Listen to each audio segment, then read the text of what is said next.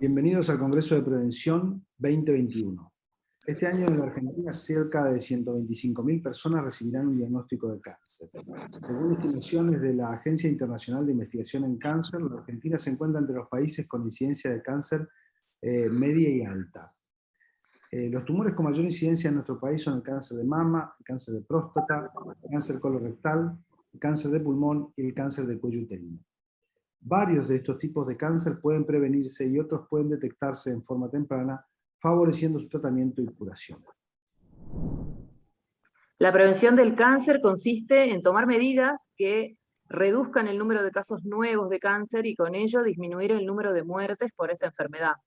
La ciencia actualmente investiga muchas maneras de prevenir el cáncer, como evitar la exposición a sustancias que provocan cáncer o situaciones que provocan cáncer, adoptar hábitos saludables de estilo de vida y alimentación, identificar y tratar tempranamente enfermedades precancerosas, indicar medicamentos para tratar una enfermedad precancerosa o evitar que el cáncer aparezca, lo que llamamos quimioprevención, y tratamientos quirúrgicos en determinados casos para prevenir la aparición de cáncer.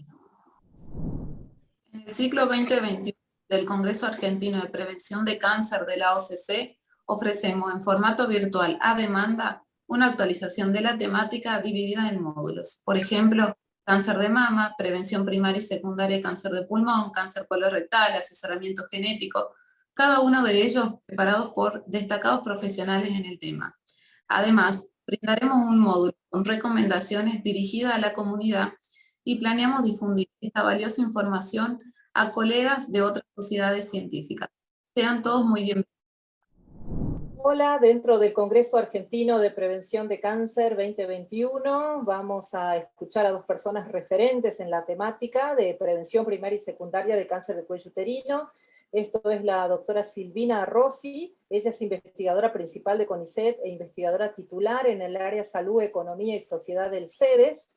Su foco de investigación es gestión de programas organizados de prevención de cáncer cervicuterino y generación de conocimiento a partir de la ciencia e implementación para políticas públicas.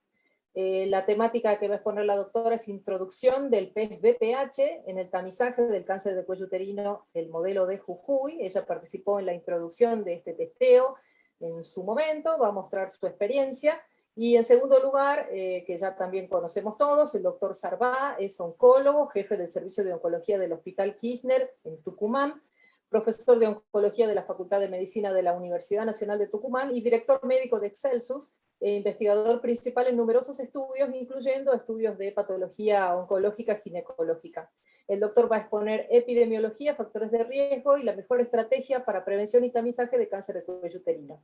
Muchas gracias.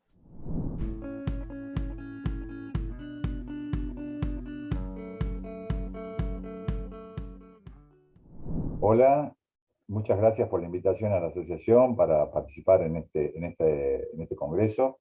Me toca hablar de epidemiología, factores de riesgo y mejor estrategia para la prevención y tamizaje del cáncer de cuello uterino. Empecemos por la epidemiología del cáncer de cervix. El cáncer de cervix, como vemos en este gráfico del Globocan del 2018, vemos que la incidencia y mortalidad por cáncer de cuello uterino en todo el mundo, en las mujeres en todo el mundo, es la cuarta causa de mortalidad y de incidencia, y que si tomamos a las mujeres en la edad de 25 a 50 años, ese número pasa a ser el segundo. Es el segundo tumor más frecuente en incidencia y de mortalidad en las mujeres de 25 a 49 años en el mundo. ¿Y qué pasa si vemos este mapa con la intensidad de los colores? Vemos que esta distribución del cáncer de cervix es muy diferente de acuerdo al área del mundo que consideramos. Vemos que hay 570.000 nuevos casos por año, pero el 88% de estos se producen en países en desarrollo. Y producen 311.000 muertes por año, y casi el 85% de esas muertes se producen en los países en desarrollo. Y representa solo el 3% de las muertes por cáncer en mujeres en los países más industrializados. Afecta a las mujeres jóvenes que trabajan y crían niños y niñas, por lo cual se transforma también en un problema social importante en estos países de menores ingresos. Esto nos da que cada 2 minutos una mujer muere debido a un cáncer de cervix, una enfermedad que podría ser prevenida. Volviendo un poco a esto, vemos que si vemos la incidencia y la mortalidad en relación al ingreso de cada uno de los países, de altos ingresos y de bajos ingresos, vemos que es absolutamente asimétrico, siendo los países de menores ingresos los que tienen mayor incidencia y mortalidad de esta enfermedad, como vimos antes. Ahí vemos de nuevo en las mujeres jóvenes de 25 a 44 años, mujeres de altos ingresos y de bajos ingresos, ahí vemos que también la incidencia y la mortalidad es claramente diferente. Cuando vemos la incidencia de cáncer de cuello en ambos sexos, en todas las edades, vemos que el cáncer de cuello en el mundo, en los países de bajos ingresos, también es sustancialmente una de las primeras causas de mortalidad. Acá vemos también graficado en los distintos grupos etarios, con el color naranja más fuerte en los países de bajos ingresos, los países en desarrollo, vemos que la incidencia y la mortalidad, independientemente de la edad que se tome, es sustancialmente mayor en los países en desarrollo o de menores ingresos. ¿Cuál es la situación en la Argentina? La incidencia, 4.500 casos nuevos al año, una mortalidad aproximadamente de 2.500 mujeres por año, una tasa de incidencia del 16.7 por cada 100.000 habitantes en 2017 y ajustada por edad de 7.7 por cada 100.000 mujeres. Vemos el mapa de la Argentina, lo vemos acá de un solo color, pero esto no es así y en realidad vemos que la incidencia del cáncer de cervix uterino es completamente distinta de acuerdo a qué provincia tomamos y vemos que hay un top 10 que podemos decir en donde están incluidas todas las provincias del noroeste argentino, noreste argentino y está incluido Río Negro entre estas por una razón que no queda muy clara, pero claramente vemos que hay provincias que tienen una incidencia mucho menor que otras. Y esto está relacionado claramente, si vemos el mapa de la izquierda, si bien es un mapa desactualizado, sí nos sigue representando cuál es el área de la Argentina que tiene necesidades básicas insatisfechas, y si vemos a la derecha, en este cuadro vemos que la mortalidad por cáncer de cuello uterino está en esas provincias en donde ese déficit económico es mayor. Formosa, Chaco, Corrientes, Misiones, Jujuy, Salta, Tucumán y así. Comparando contra la ciudad de Buenos Aires o Mendoza, que tienen una incidencia de una mortalidad por cáncer de cervix mucho menos, un poco menos de la mitad que la de mayor incidencia. Esto nos pone frente a que cuando hablamos de cáncer de cervix hablamos de una enfermedad que es muchísimo más prevalente en la pobreza. ¿Y cuáles son los factores de riesgo? Los factores de riesgo están descritos, son innumerables.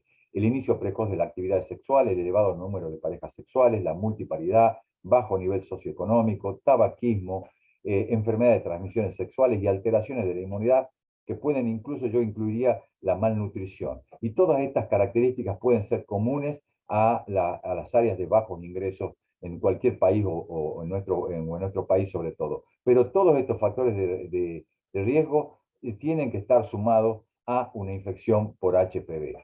Esta es la principal causa del cáncer de cervix, pero asociada a estas otras. Vemos que el cáncer de cervix está presente virtualmente en casi todos los cánceres de cuello uterino del mundo, el 99.7%. Y está relacionado con la infección por HPV y vemos que esta infección es bien frecuente, 6.2 millones de infectados entre 14 y 22 años en el mundo, y vemos que esa incidencia cambia radicalmente con la edad, y esto es porque esta infección va disminuyendo, va siendo controlada en el transcurso de los años. La mayor incidencia de las infecciones ocurre también entonces en jóvenes dentro de los 2 o 3 años desde el debut sexual, y vemos acá en la Argentina, vemos esta incidencia de infecciones HPV, cómo crece a partir de los meses transcurridos desde el inicio de relaciones sexuales, llegando a un punto del 60% a los 5 años.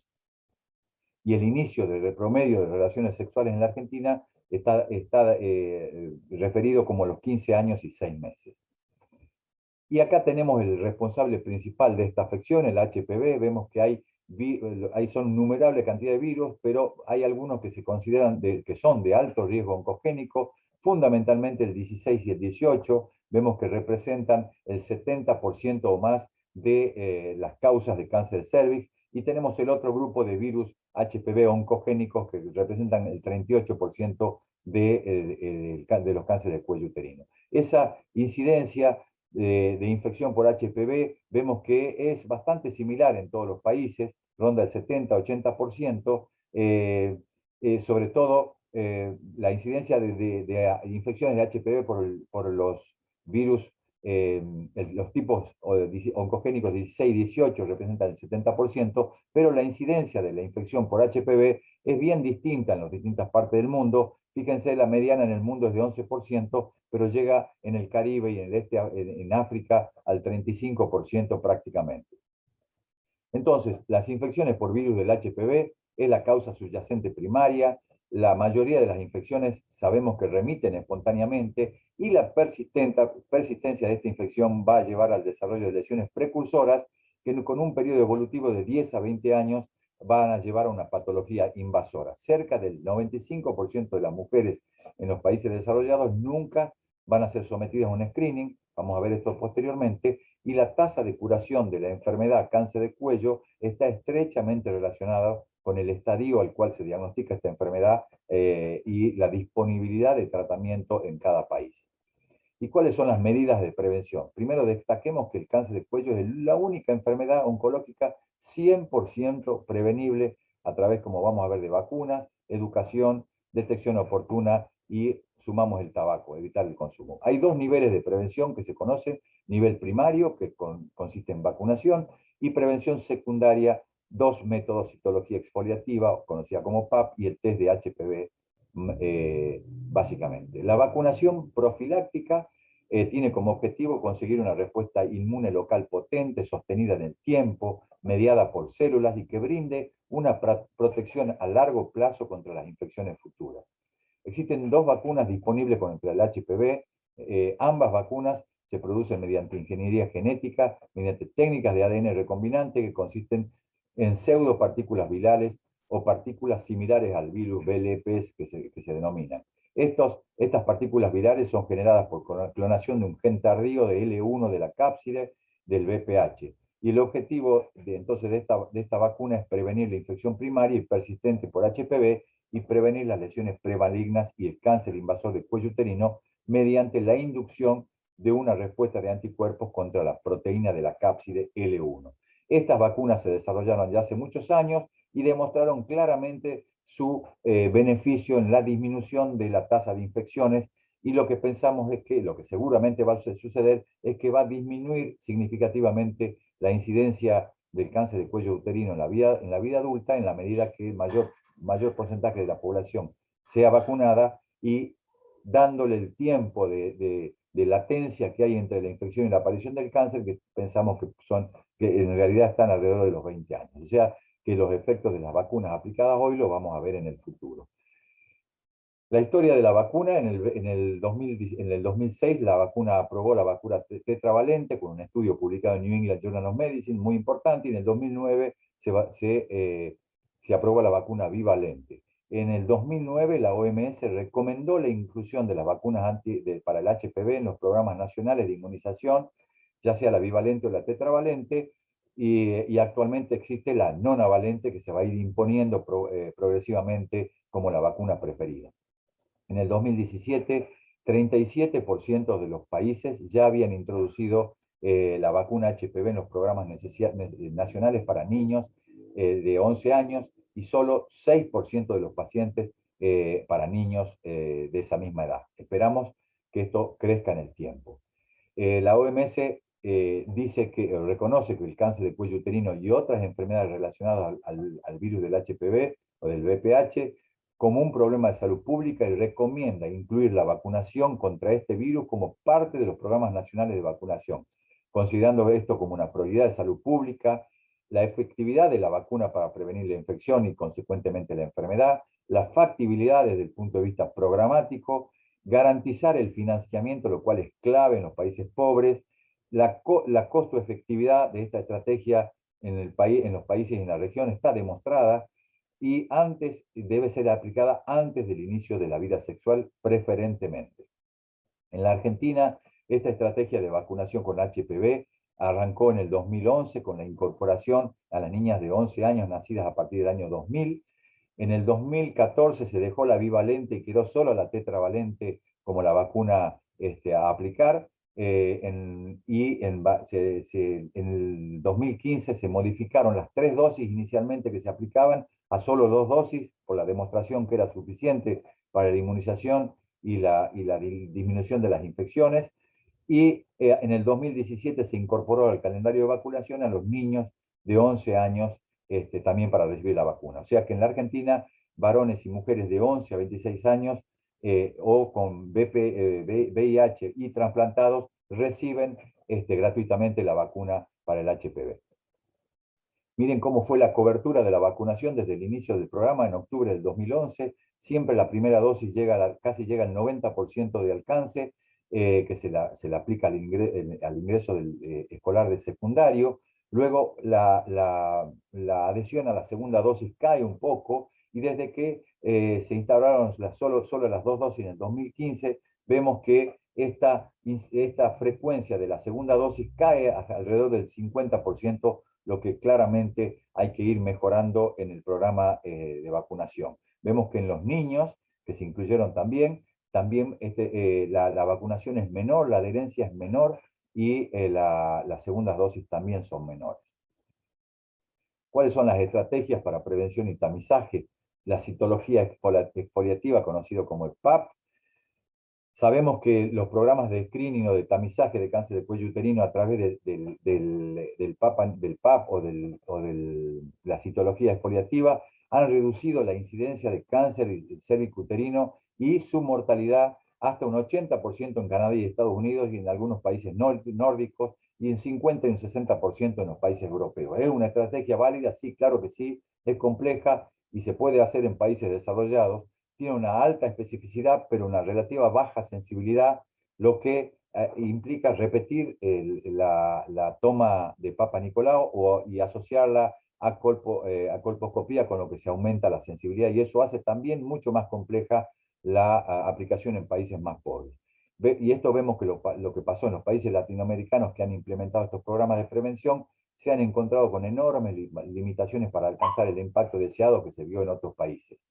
Las causas fundamentales: la baja cobertura de mujeres tabizadas, bajo porcentaje de mujeres con PAP normal que son efectivamente seguidas y tratadas, moderada o baja sensibilidad de la prueba que obliga a repeticiones frecuentes del tamizaje y reduce el porcentaje de falsos negativos, y esa baja efectividad de la prevención basada en la citología ha llevado que se vaya desarrollando la prueba del VPH complementaria con la citología, que permitiría reducir la incidencia y la mortalidad de cáncer de cuello uterino. Esta prueba, actualmente incorporada en el screening en la mayoría de los países desarrollados y en algunos países en desarrollo, se realiza por captura híbrida, detecta la presencia del ADN de 13 tipos de VPH considerados de riesgo oncológico, y la sensibilidad de esta prueba para detectar sin 2 o 3 o cáncer es superior al 90%, y que se demostró esto en un metaanálisis, aunque su especificidad es relativamente baja, alrededor del 90-93%, lo que hace necesario que se hagan los 2 test simultáneamente. Esto es el principio básico que se utiliza. Es, en primer lugar, la prueba más sensible, y en este caso la prueba del VPH, y en segundo lugar la prueba más específica, la citología exfoliativa, en mujeres que sean solamente las mujeres VPH positivas, lo que limita enormemente el número de mujeres que hay que realizar la citología. Y esto entonces determina el posterior manejo y seguimiento de cada caso. La prueba de VPH como screening primario reduce el número de veces a contactar a la mujer, con el objetivo de minimizar las pérdidas de seguimientos y tratamiento. Y actualmente, con la aparición de la autotoma, todavía lo hace mucho más eficiente. Es por esto una estrategia que establece la doble toma de VPH y citología en el mismo momento, y la citología solo se lee en las mujeres, como dijimos, HPV positivo. Y ahí tienen el esquema del Programa Nacional de Detección de Cáncer de Cuello Uterino del Instituto Nacional del Cáncer, en donde las mujeres que tienen prueba negativa no se lee el Papa Nicolau, no se lee la citología y se va a repetir la prueba recién 3 años posteriores. Y en las que tiene una prueba positiva de BPH y la citología normal, bien, va a seguir con todo el algoritmo para el tratamiento efectivo de la afección. Y si es negativa, repite una test de BPH al año y nuevamente se hace la citología. Si es negativa, se repite nuevamente solo dentro de los 3 años. Esta prueba de screening se puso a prueba primero en la provincia de Jujuy, luego en Tucumán, cercanamente, donde se hicieron pruebas pilotos, funcionaron muy bien. Posteriormente se integró en Misiones, Canadá, Catamarca y Neuquén. Se vieron afectadas por la pandemia en estos últimos años, pero la idea es retomar con todo el ímpetu estas pruebas y ampliarlas a todas las provincias seguramente. Miren, dentro del gráfico que había mostrado inicialmente, Jujuy y Tucumán, que son los 2 lugares donde tienen la prueba actualmente, la mortalidad asociada al cáncer de cuello uterino está por debajo de la mediana de mortalidad de las otras provincias del noroeste, del NOA y del NEA, lo que indica en principio con una actividad importante. La estrategia integrada de prevención del cáncer de cuello uterino se nutre entonces de estos tres métodos. El PAP y la vacuna, por supuesto, pero la educación es muy importante y los programas de detección deberían tener un abordaje integral de estos 3 elementos. Bueno, con esto doy por terminada la charla. Muchísimas gracias y quedamos a disposición para las preguntas. Hola a toda la audiencia, es un honor ser parte de este congreso y agradezco a los organizadores por la invitación. Mi presentación es acerca de cómo fue introducido el test de BPH en Argentina a través del proyecto Demostración Jujuy, que sirvió como modelo para el escalamiento de la estrategia en todo el país. Pero antes quisiera aclarar que no tengo conflictos de intereses que declarar. Bueno, el punto de partida siempre es importante empezar por la carga de la enfermedad. Sabemos que en Argentina alrededor de 4.000 mujeres se diagnostican con cáncer cervicuterino y 2.000 fallecen a causa de la enfermedad. Y esto a pesar de que el tamizaje con Papa Nicolau ha estado disponible por más de 50 años.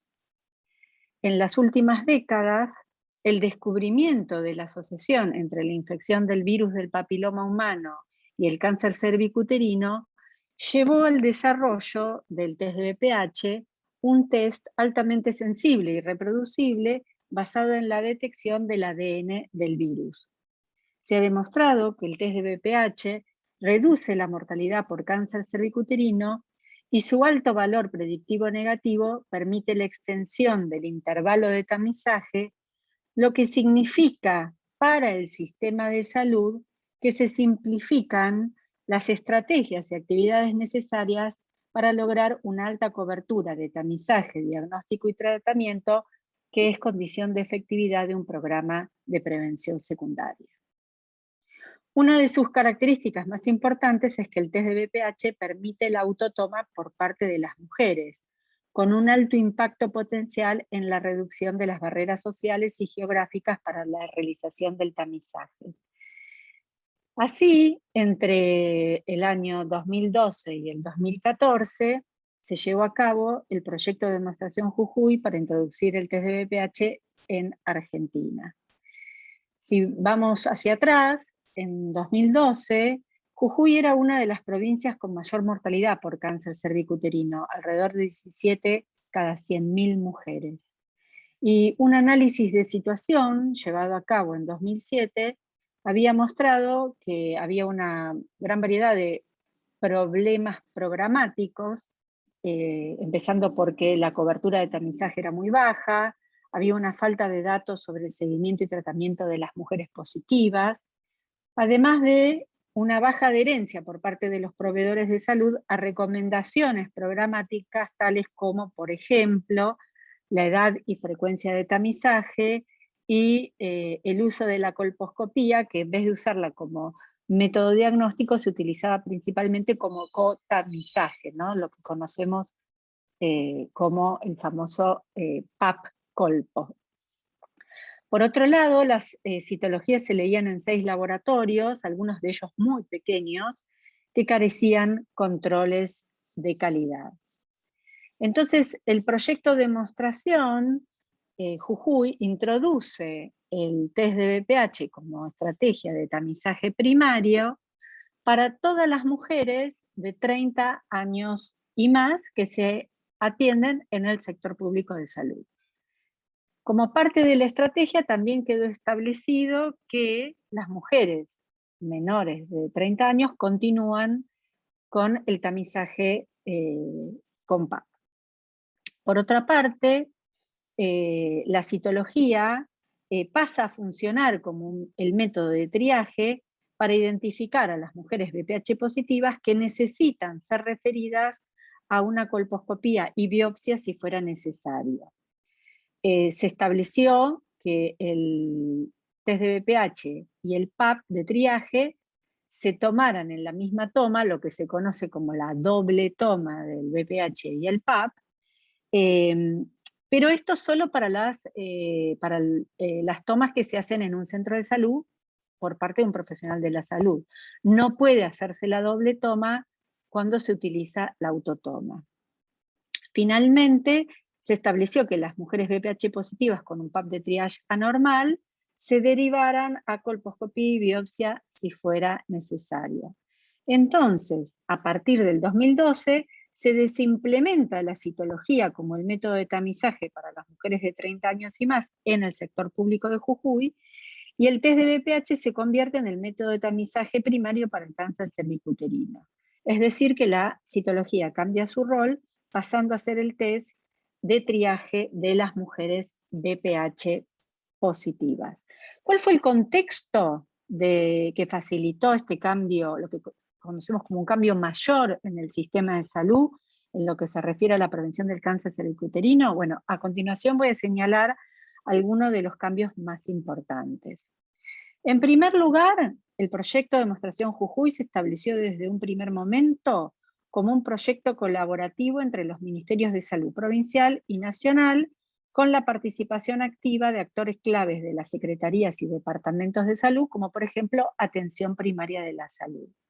Un componente importante de la fase de planificación fue el desarrollo de guías y algoritmos para el tamizaje, diagnóstico y tratamiento. Acá vemos la tapa de las guías que se desarrollaron inicialmente con una modificación en el año 2015 y se llevaron a cabo a través de un proceso de consenso que incluyó a representantes de las principales sociedades científicas y médicas nacionales y provinciales.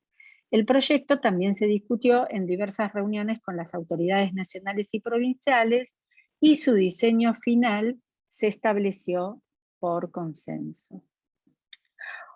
Otro punto fundamental de la estrategia fue la reorganización de la red de laboratorios, a través de la cual el laboratorio de BPH se estableció como parte del servicio de citopatología del Hospital Pablo Soria, que centralizó a partir de ese momento la lectura de todas las citologías de mujeres de 30 años y más. Este fue un punto muy importante porque sabemos que la centralización del laboratorio es un componente básico para asegurar la calidad de la lectura de las muestras.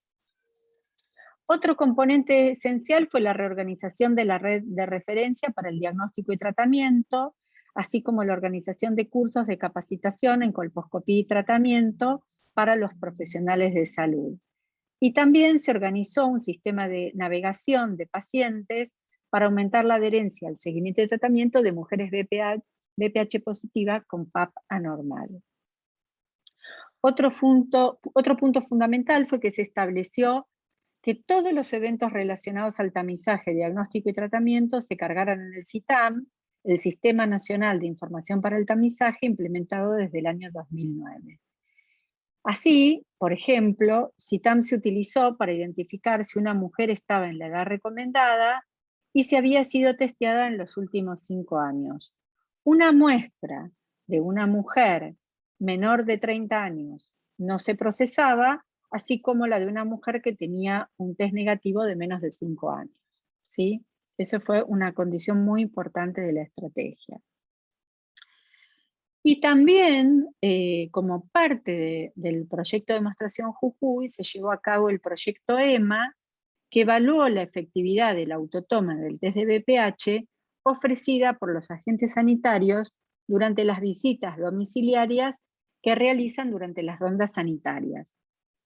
El proyecto EMA mostró que había 4 veces más tamizaje en las mujeres a las que se le ofreció la autotoma en comparación con la promoción del test de BPH para ser realizado en un centro de salud por parte de un profesional de la salud. Entonces ahora les voy a mostrar algunos de los resultados del proyecto de demostración. Pueden ver el análisis completo que fue publicado por The Lancet Global Health en el año 2019.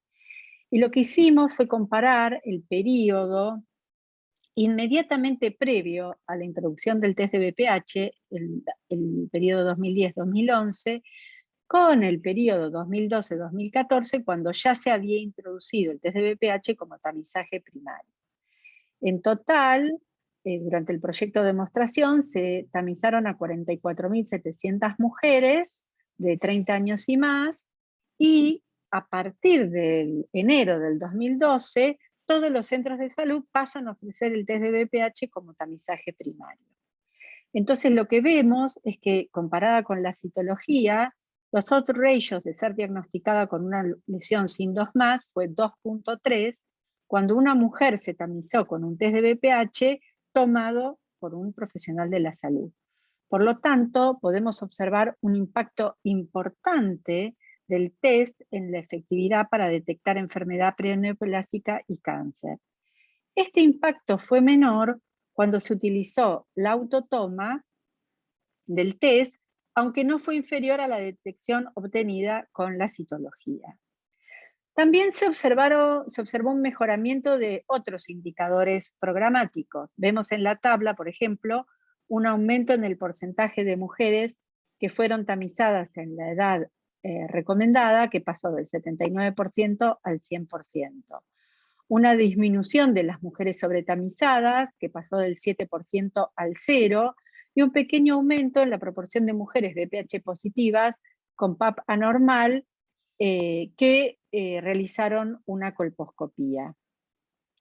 También vemos que hubo una disminución del porcentaje de mujeres con autotoma que realizaron triage, es decir, un 78%, y esto es un punto importante porque este es un paso que no existía con la citología, no hay triaje con la citología. Entonces, este es un punto, un escalón que agrega la autotoma del test de BPH que no existía en la estrategia con citología, y es esta bajada, esta reducción de la proporción de mujeres que realizan el PAP de triage, que probablemente explique la reducción de la efectividad de la autotoma para diagnosticar lesiones preneoplásicas en comparación cuando la toma la hace un profesional de la salud. En base a estos resultados, el Instituto Nacional del Cáncer desarrolla el escalamiento de la estrategia en etapas, y para el año 2020 había 10 provincias que ya implementaban la estrategia siguiendo el modelo jujeño, incluyendo 7 municipios del Gran Buenos Aires. Sin embargo, a pesar de todos estos cambios fundamentales y el mejoramiento de indicadores claves a nivel programático, también observamos que hubo un impacto reducido en otros aspectos del programa de prevención, como por ejemplo el uso de la colposcopía como cotesting, que continúa siendo utilizado en muchos casos por profesionales de la salud en conjunto con el test de BPH, lo cual es una estrategia poco efectiva. Y además la estrategia sigue sin tener controles de calidad que permitan evaluar cómo está funcionando esa etapa del diagnóstico. Por otro lado, hemos observado, hemos evaluado que muchas mujeres continúan con problemas para recibir los resultados del test y del PAS de triage, y como les mencionaba anteriormente, especialmente las mujeres que hacen la autotoma, tienen dificultades para acceder al PAP de triage, lo que implica que hemos sido muy exitosos para reducir las barreras de acceso al tamizaje con la autotoma, pero una vez que la mujer es BPH positiva, tenemos dificultades para asegurar que continúe toda la línea de cuidado. Y ese es un tema sobre el que hay que estar muy atento y desarrollar estrategias para resolverlo. Por otra parte, tenemos el tema de las mujeres ya diagnosticadas con cáncer cervicuterino, que tienen dificultades para acceder a la braquiterapia, principalmente porque no hay braquiterapia en la provincia y las mujeres tienen que viajar a otra provincia, principalmente la provincia de Tucumán, para poder hacerlo, y esto genera dificultades de acceso que no se han reducido a partir de la introducción del test. Como conclusión, quisiera remarcar entonces que lo que el modelo Jujeño, el proyecto de demostración Jujuy pudo mostrar es que el test de BPH es efectivo para detectar enfermedad. Su introducción permitió la reorganización del sistema de tamizaje, diagnóstico y tratamiento para hacerlo más efectivo. Permitió la desimplementación de prácticas de baja calidad o inefectivas. Permitió la autotoma por parte de las mujeres, y este es uno de sus aspectos quizás más revolucionarios, con el alto impacto que tiene para reducir barreras de acceso, y podemos resumir que el test de BPH es una ventana de oportunidad para la reorganización y mejoramiento programático, pero que sin embargo sabemos que no es una píldora mágica, no por introducir el test se van a reducir los problemas per se, o se va a haber un mejoramiento de todos los aspectos involucrados en la prevención del cáncer cervicuterino, y que por lo tanto el monitoreo y evaluación permanente es necesario para seguir trabajando sobre aquellas prácticas que necesitan un mejoramiento. Quería agradecerles y sobre todo mencionar que este trabajo que estoy presentando es el resultado de un gran equipo de trabajo del cual yo solamente estoy siendo la portavoz, tanto a nivel de Jujuy como a nivel del Instituto Nacional del Cáncer, y que mi gran reconocimiento y agradecimiento por la generosidad en permitirme presentar en nombre de todos y de todas este gran trabajo que ha sido no solamente modelo para la Argentina, sino un modelo para el mundo. Muchas gracias. Bueno, muchas gracias a la doctora Rossi, que hoy no va a estar presente, sufrió un accidente, un problema personal que con una cirugía no va a poder estar presente en el día de hoy, pero tenemos a la presencia del doctor Sarbá, a quien le agradecemos mucho que esté esta tarde.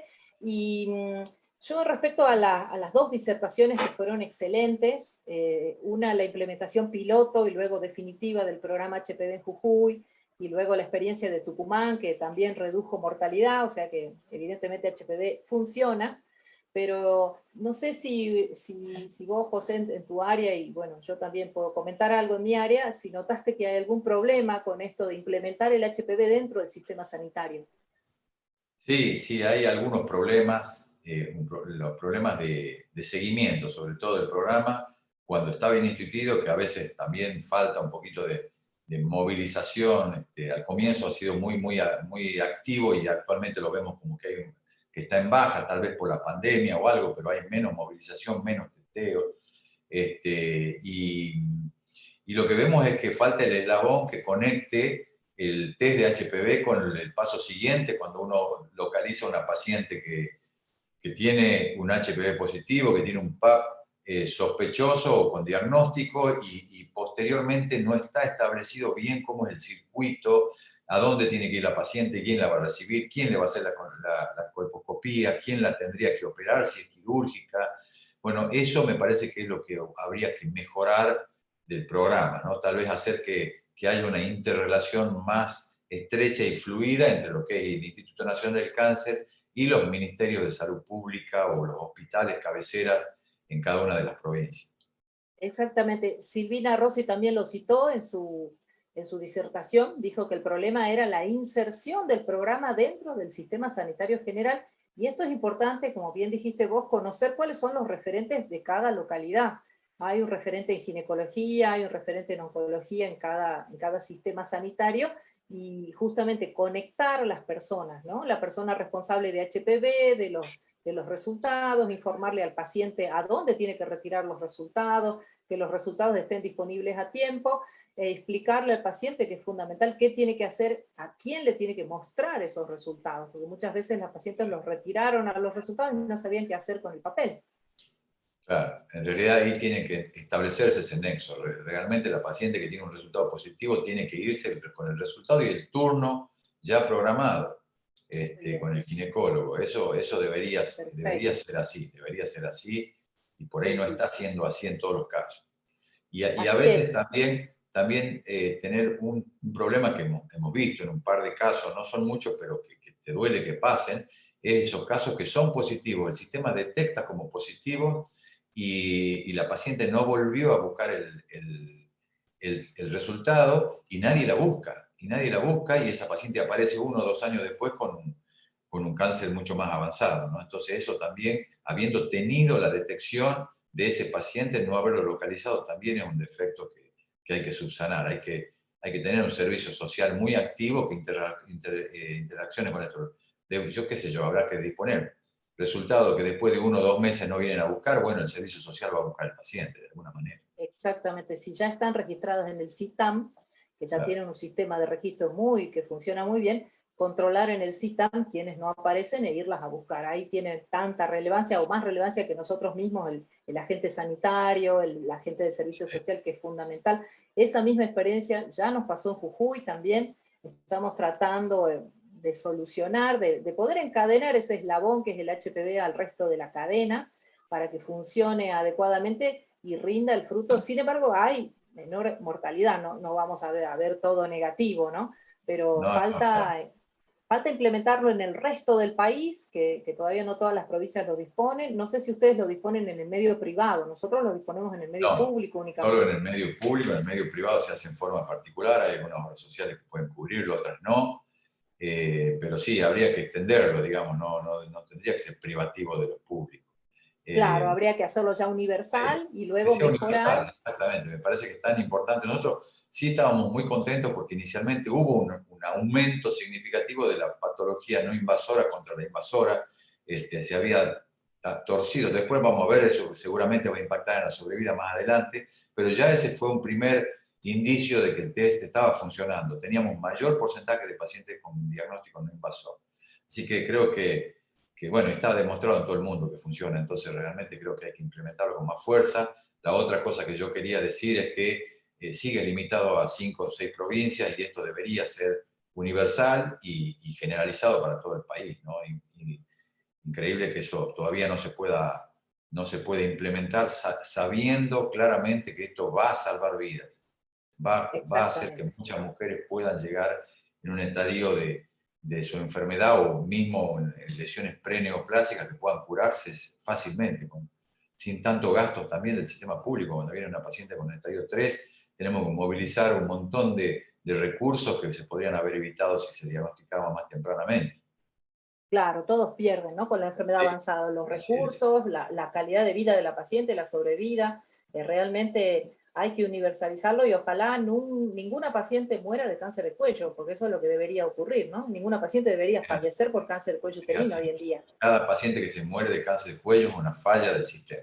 Es una enfermedad prevenible al alcance de la vista, que hoy es inadmisible, digamos, que, bueno, muy difícil de revertir como en nuestro país. Creo que también tiene mucho que ver con recursos, ¿no? Y bueno, habrá que implementar. Siempre hay otras cosas más urgentes. Sí, muy bien, recursos y planificación, y bueno, estamos un poco más disculpados del sistema sanitario por la pandemia, pero ya tenemos que volver a trabajar y mejorar estas cosas, ¿no? Sí, sí. Y en el caso del cáncer de cuello, un tema también que hay que sostener es el tema vacunas.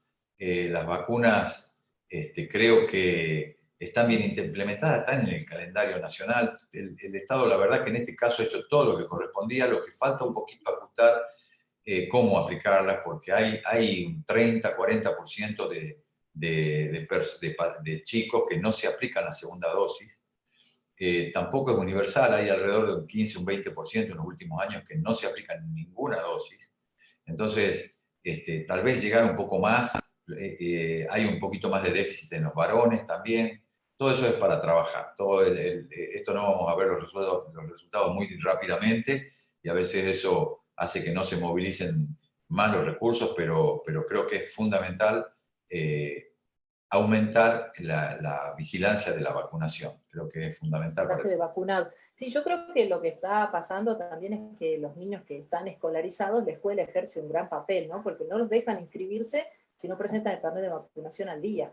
A los niños, digamos, que están en etapa de adolescencia. Yo creo que eso pasa no sé bien cómo se implementa, pero me parece que eso con la primera dosis, por eso la cobertura de la primera dosis llega entre el 80 y el 90, y en la segunda dosis cae al 60. Entonces, me parece que esa obligatoriedad para la segunda dosis no está. Sí, vos lo has dicho, José, a mi hija le pidieron para la primera nada más, no le pidieron en la escuela para la segunda. Y estaría bueno pedirla también para la otra, porque es fundamental que estén las dos para que sean efectivas. Así es. Y te hago una última consultita, a ver qué te parece. ¿Te parece que sería necesario acortar la edad de inicio del Papa Nicolau, continuar con la edad que propone el INC? Yo iba a ir cada vez más jóvenes. Yo iba a ir un poquito a eso, porque todos tenemos casos de chicas más jóvenes que debutan con un cáncer a los 22, 25, 28 años y quedan fuera del programa. Lo que pasa es que uno debería mantener el programa como es costo efectivo, porque si sumás muchos pacientes, yo creo que vamos a abarcar poco.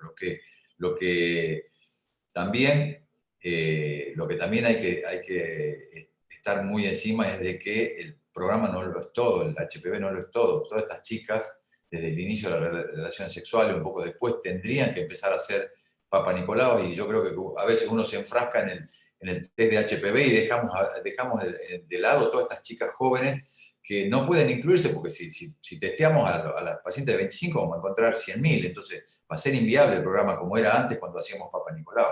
Con todo el esfuerzo del mundo no hay citólogos para ver todos los PAPs, y no hay, los recursos serían muy difíciles de mantenerlos. Entonces creo que está bien la edad, lo que no está bien es abandonar a las chicas más jóvenes, a las mujeres más jóvenes, con el tema del Papa Nicolau. Hay que insistir con eso, e insistir fundamentalmente también con la educación sexual, uso de profilácticos, que también, si bien no cubre 100% la posibilidad de contagio de HPV, pero sí ayuda.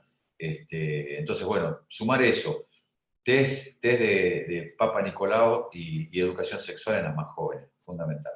Exacto, aconsejar que por ahí aproximadamente a partir de los 2 años de inicio de vida sexual activa ya comenzar a hacer el Papa anual, ¿verdad?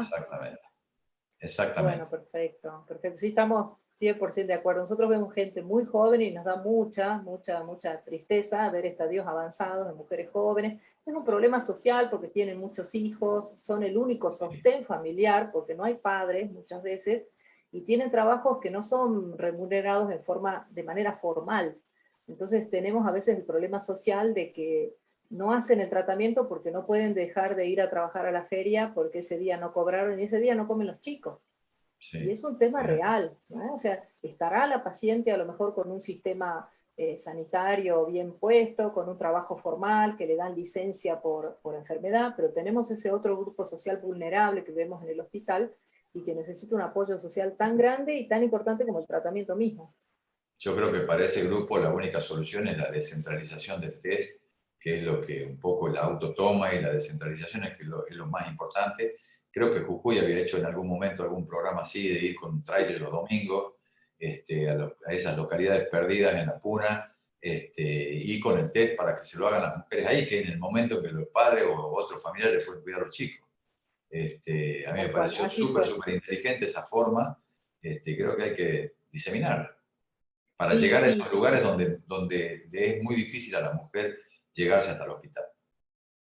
Sí, en ese momento, cuando se hizo el estudio piloto, tomaron referentes de la comunidad, o sea, personas respetadas en la comunidad, y hablaron con ellos, consensuaron con ellos, y esas mismas personas le recomendaban a las mujeres de su comunidad que tomen en cuenta la autotoma, y así se logró ingresar, ¿no? Porque el sistema tiene que ser, digamos, amigable para la paciente, ¿no? No imponerlo, porque muchas veces no se logra adherencia. Así es. Perfecto, muchísimas gracias José por estar presente. Bueno, Sabemos que fue muchas muy gracias. complicado estar hoy y esperamos Muy contarte, sí, me imagino que sí. Esperamos contarte en los próximos eventos. Bueno, muchísimas gracias Carolina, muchísimas gracias por la invitación y hasta la próxima. Hasta la próxima, un abrazo.